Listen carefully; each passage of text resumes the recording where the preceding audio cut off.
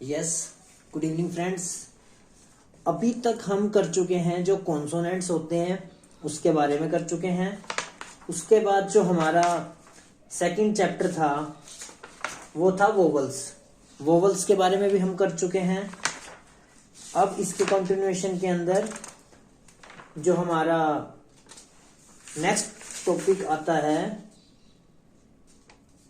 वो है diphthongs. Diphthongs क्या होते हैं? Diphthongs is a union of two vowel sound in one syllable. एक ही चिन्ह के अंदर, एक ही नोटेशन के अंदर अगर हम दो वावल्स एक साथ आ रहे हैं एक ही नोटेशन के अंदर तो हम उसको डिप्थोंग्स कहेंगे। ये हमें प्रोफेसर सकेत ने कहा था।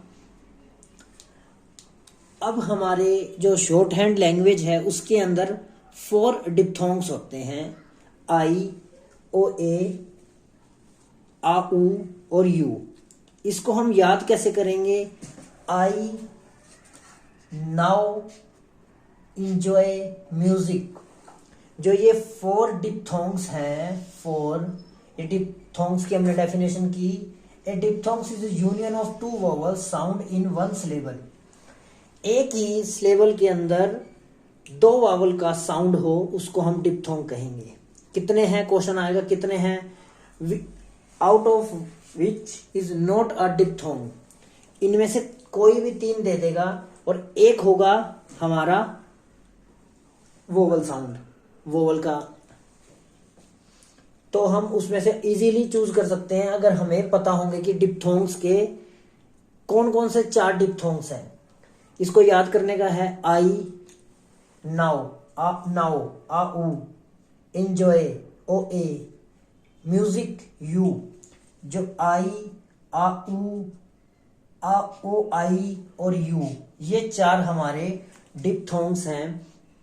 अब मेन बात आती है डिप्थोंग्स को हम कहाँ पे लिख सकते हैं। जैसे वोवल थे, वोवल को हम first place, second place, third place. जो डिप्थोंग्स है उसके 2 ही प्लेस पे हम लिख सकते हैं। कहाँ कहाँ पे लिख सकते हैं? या तो फर्स्ट प्लेस पे यूज होगा या ये थर्ड प्लेस पे यूज होगा। सेकंड प्लेस के ऊपर कभी भी डिप्थोंग्स यूज नहीं होगा। क्या कहती है definition? The sign for I और ओ आई, जो ये आई है और जो ओ आई है, इंजॉय के अंदर जो आ रहा है ओ आई, ये 2 डिप्थोंग्स फर्स्ट प्लेस पे यूज होंगे। और जो वोवल साउंड डिप्थोंग्स हैं ओ, डब्ल्यू और यू, जिसके अंदर नाउ, आ, उ और म्यूजिक, यू की साउंड है, ये कहां पे यूज होंगे? ये थर्ड प्लेस के पर यूज होंगे। अब बात करते हैं जो डिप्थोंग साइन में be joint to consonant in many words. जो हमारे डिप्थोंग्स हैं ये किसी भी कॉन्सोनेंट के साथ, इन कंटिन्यूएशन के साथ, जैसे हम स्पीड में लिख रहे हैं आई विल, तो ये डिप्थोंग्स इसके साथ अटैच होके यूज होते हैं। अगर हम बात करते हैं द डिप्थोंग साइन में be joint to the consonant in many words. Words के साथ जो डिप्थोंग्स हैं वो कंटिन्यूएशन के साथ, इसके साथ अटैच होते हैं। और मेन बात करते हैं जो यू डिप्थोंग है, एक अकेला यू डिप्थोंग है जो कि सेमी सर्कल की शेप में यूज होगा। ये जैसे ही हमारा वर्ड होगा, अब हमारा यू है, ये म्यूजिक यू है, इसमें इसकी नोटेशन साइन जो इसका है वो ऐसे है। बट ये जब किसी वर्ड के साथ इन कंटिन्यूएशन के अंदर यूज होगा तब ये इसके अकॉर्डिंग इसका जो फेस है, जैसे वैल्यू, वैल्यू के अंदर ये इस तरफ है, आर्ग्यू में ये ऐसे है और न्यू के अंदर ये ऐसे है। मतलब वर्ड जैसे ही एंड हो रहा है उसका जैसे जिस तरफ डायरेक्शन है उसी डायरेक्शन में ये यूज होगा यू। बस हमें मेन पॉइंट याद करना है थियोरेटिकल पर्पस के अकॉर्डिंग कि जो यू डिप्थोंग है वो as a semi circle use होगा। अब बात करते हैं ट्राइफॉन्स की। जैसे डिप्थोंग्स थे तो उसके अंदर 2 वोवल एक साथ थे, जो ट्राइफॉन्स है इसमें क्या होगा, डिप्थोंग के साथ ही एक स्मॉल टिक ऐड हो जाएगी, उसको ट्राइफॉन्स कहेंगे। इसकी जो ट्राइफॉन्स है इसको बोलने से ही पता चल रहा है, ट्राई मतलब तीन, जहां पर तीन वोवल साइन हो, जहां पर जो वोवल साइन है वो तीन वोवल को रिप्रेजेंट करे, उसको हम कहेंगे ट्राइफॉन्स। क्या डेफिनेशन बनेगी, the sign are called triphones because they represent three vowel in one sign. अभी हम एक बार बेसिक कर रहे हैं, इसके बाद जैसे ही हमारा बेसिक हो जाएगा, बेसिक के अंदर मतलब मेन पोर्शन जो हमारा, हमें एक बार बेसिक पता होना चाहिए कि ये क्या है। बाद में जब क्वेश्चन आएगा कि सेमी सर्कल कहाँ यूज होता है और मल्टीपल चॉइस क्वेश्चन के में, तो आपको पता ही नहीं होगा कि सेमी सर्कल ये, फिर आपको एक क्रैम करना पड़ेगा, रटना पड़ेगा कि हाँ ये था। तो इसीलिए पहले 15-15 मिनट की 3-5-6 वीडियो होंगी, उनको आप एक बार देख लो, उससे आपको जो आपने शॉर्ट हैंड की बुक की थी उसके अकॉर्डिंग आपको आइडिया हो जाएगा, थोड़ा रिवाइज हो जाएगा। आप ये नहीं है कि आप नया कर रहे हो, आप ये रिवाइज कर रहे हो। ओके, तो अब ये नहीं है कि इसके बाद भी आप रिवाइज कर रहे हो, हाँ 2-3 बार वीडियो देख लेना, इनफ है। उसके बाद जब मल्टीपल चॉइस क्वेश्चन आएंगे उसमें आपके लिए इजी रहेगा, कितने डिप्थोंग्स होते हैं। अब करवाने को तो 15-20 क्वेश्चन है, अगर वो क्वेश्चन नहीं आए तो, जैसे कि आईएनजी के लिए डॉट लगेगी, आईएनजीएस के लिए एग्जाम में क्वेश्चन आ जाएगा, INGS is represented by small tick dot heavy dash, तो वो small tick, ING is represented bye dot, इसके तो ऐसे अपने को अभी अपने पास अभी एडमिट कार्ड, अभी अपने पास 10 डेज, डेफिनेटली अपने पास 10 डेज या इससे ज्यादा ही है। तो अभी हमें पैनिक नहीं होना, जैसे स्टेनो की डिक्टेशन के टाइम पे कैलाश चंद्रा से आ रही है, प्रोग्रेसिव से आ रहा है, लीगल मैटर बोल दिया, सारे लीगल की तरफ लीगल के वर्ड करने लग गए। आप बस वहां पर कंसंट्रेशन के साथ अपने वर्ड लिखो, प्रैक्टिस आपने कर रखी है, आपको सब कुछ आता है, बस आपने रिवाइज करना है और बिल्कुल अच्छे से अपना एग्जाम देना है। वहां पे बिल्कुल इजी क्वेश्चन आएंगे। आप पीडीएफ कर रहे हो, आप कहीं से भी करो, पहले आपको एटलीस्ट बेसिक आना चाहिए, कि अगर बेसिक क्वेश्चन आते हैं तब आपके गलत ना हो। आप एडवांस की तरफ जाओ, आपको बेसिक नहीं आता हो तो आप, मैं नहीं मानता कि आप सही डायरेक्शन में जा रहे हो। तो हम इसी टॉपिक पे वापस आते हैं। तो ट्राइफॉन्स हैं जो, वो क्या है कि एक डिप्थोंग के अंदर ही हमारी एक स्मॉल टिक अटैच हो जाती है, तो उसको ट्राइफॉन्स कहेंगे। जैसे डायरी, तो इसमें I+A, जो I+A है इसमें क्या है कि I के साथ एक इसी डायरेक्शन में जहां से एंड हो रहा है वहीं से एक टिक ऐड करनी है। फ्यूअर U+E, तो इसमें U के साथ, अब ये यहां पे एंड हुआ तो ये अपवर्ड जाएगी टिक, और यहां पे ये I अपवर्ड, अप पे खत्म हुई तो ये डाउनवर्ड आएगा। तो ये ऐसे डायरी और ये फ्यूअर। अब हम बात करेंगे कि हमने W तो हमने पहले से ही पढ़ लिया, कॉन्सोनेंट W जो कि हम ऐसे यूज करते थे, ये हो गया हमारा W। अब ये कहता है कि एब्रीवेटेड W, एग्जाम में क्वेश्चन ऐसे आ सकता है कि एब्रीवेटेड W का यूज कहां होगा, तो वो इनिशियल साउंड जब आ जाएगी हमारी W की, W से वर्ड स्टार्ट हो रहा हो या फिर बिफोर, मतलब कि W KGMR से पहले हो, तो हम एब्रीवेटेड W का यूज करेंगे। छोटा मतलब कि हुक टाइप का जो होता है, सेमी सर्कल का जो होता है, राइट सेमी सर्कल हम यूज करेंगे। राइट जब होगा वो क्लॉकवाइज डायरेक्शन होगी, ऐसे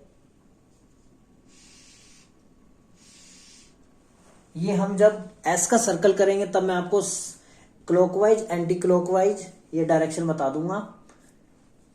अब हम एब्रीवेटेड W की बात करेंगे जब W स्टार्टिंग में हो, वेक स्टार्टिंग में W है, और इससे पहले क्या है, ये जो या तो इनिशियल हो या फिर before KGMR is represented by a right semi circle. Wig, G आ गया, डब्ल्यू से पहले जी। वोमिनिश, एम आ गया, डब्ल्यू से। वियर, डब्ल्यू, आर से पहले डब्ल्यू आ गया, वियर। तो हमारा ये हुक यूज किया है। अब एक चीज हमें ध्यान रखनी है, ये तो एब्रीवेटेड डब्ल्यू का यूज हो गया। अगर इस डब्ल्यू से पहले अगर वोवल आ गया, when W is preceded by a vowel the stroke must be written as. अगर डब्ल्यू से पहले वोवल का यूज हो गया तो हमारा डब्ल्यू पूरा यूज होगा। जो हम ये डब्ल्यू करते हैं पूरा, जैसे अवेक, अवेक के अंदर ये पूरा, अवेयर, ये हमारा पूरा। अब आता है, ये था हमारा चैप्टर 5 कंप्लीट हो चुका है। ये जो आईटीआई के अंदर पिटमैन शॉर्ट हैंड की बुक है, उसके अंदर हम जो चैप्टर सीरियल वाइज चैप्टर कर रहे हैं। अभी आपको लगेगा कि सर क्या करवा रहे हैं, कुछ समझ में नहीं आ रहा। आप उसको एक बार बुक में से देखो, मैं इसकी जो डिस्क्रिप्शन में है पीडीएफ डालता हूं बुक की, आप वहां से देखो, एक बार इसको रीड कर लो। आपने इसको याद नहीं करना, ये वहां पे जब आप एग्जाम दे रहे होगे तो आपको 3 ऑप्शन को कट करना है। हमने आंसर नहीं ढूंढना, हमने सिर्फ 3 ऑप्शन की, ये ऑप्शन नहीं हो सकता, ये ऑप्शन नहीं हो सकता, ये ऑप्शन नहीं हो सकता। अगर आप सही आंसर ढूंढोगे तो आपको कभी नहीं मिलेगा, आप कंफ्यूज रहोगे। आपने देखना है कि ये रूल इसमें फॉलो नहीं करेगा, कट कट कट। जो 4th बच जाएगा वो हमारा आंसर होगा। अब हम बात करते हैं चैप्टर 6 फ्रेजोग्राफी। फ्रेजोग्राफी क्या है? जब हम स्पीड कवर करते हैं तब हम फ्रेजोग्राफी यूज करते हैं। मतलब फ्रेजोग्राफी का मीन्स है कि हम 2 और मोर देन 2 वर्ड्स एक साथ लिखेंगे without lifting pen. Without lifting pen, बिना पेन उठाए अगर हम 2 से 3 वर्ड लिख रहे हैं उसको हम फ्रेजोग्राफी कहेंगे। अब फ्रेजोग्राफी है, फ्रेजोग्राफी के अंदर हम बात करेंगे जो हमने ही था, ही वर्ड है, वो ही वर्ड फ्रेजोग्राफी के अंदर कैसे यूज करना है, ये इसका रूल दे रखा है। अगर हमारा ही अकेला आता है या फिर उसमें आता है, बिगिनिंग में आता है या फिर अकेला आता है, तब हमने ऐसे लिखना है, जो हमारा ये ही लिखना है, ठीक है। बट क्या आ गया, ये बट आ गया। बट अगर यही ही फ्रेजोग्राफी के बीच में आता है तो हमें ये टिक लगाएंगे, जैसे कि अकेला आ गया या फिर बिगिनिंग में आ गया ही में बन गया। अगर यही बीच में आता है तो इफ ही में, ये इफ बन गया, ये हमारी ही और ये में। इफ ही शुड नाउ, अगर हमारा, दोबारा रिपीट कर रहा हूं, अगर हमारा एच जो है, जब हम मैं दोबारा बोल रहा हूं, जब हम मल्टीपल चॉइस क्वेश्चन करेंगे, एमसीक्यू करेंगे, तब आपको एग्जाम का धीरे धीरे आइडिया होगा। अभी हमें स्टार्ट किए हुए 3 दिन हुए हैं, तो अभी एक बार जो बेसिक है, जो आप लोग भूल चुके हो, ये सब कुछ आपने कर रखा है। हम सिर्फ इसको कि बुक में से एज इट इज ना पूछ ले, वो हम एक बार रिवाइज कर रहे हैं। उसके बाद एमसीक्यू करेंगे, या फिर आप किसी और के एमसीक्यू आपको कहीं से भी मिलते हो तो आप एक बार अपने आप को जज करना और इस वीडियो को कंपेयर करना कि यहां से ही क्वेश्चन आ रहे हैं इसी टाइप के या नहीं। ये बेसिक आपके काम जरूर आएगा। जब हम ही का यूज हमारा मिडल में होगा तो हम ही के लिए टिक यूज करेंगे।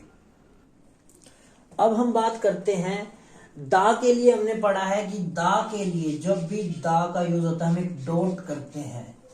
तो ये अब हम ये कह रहे हैं कि हमने अपनी स्पीड इंक्रीज करनी है तो हम दा को उसी वर्ड के साथ, जैसे ही वर्ड एंड हुआ उसके साथ एक हल्की सी टिक लगाएंगे। वो टिक हमारी किसकी होगी? दा की।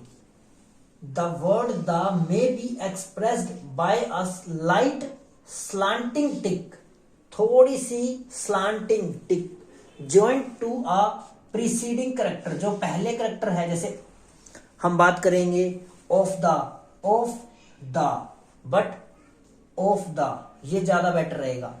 एंड द, ये लाइन है, एंड द, इसकी जगह एंड द।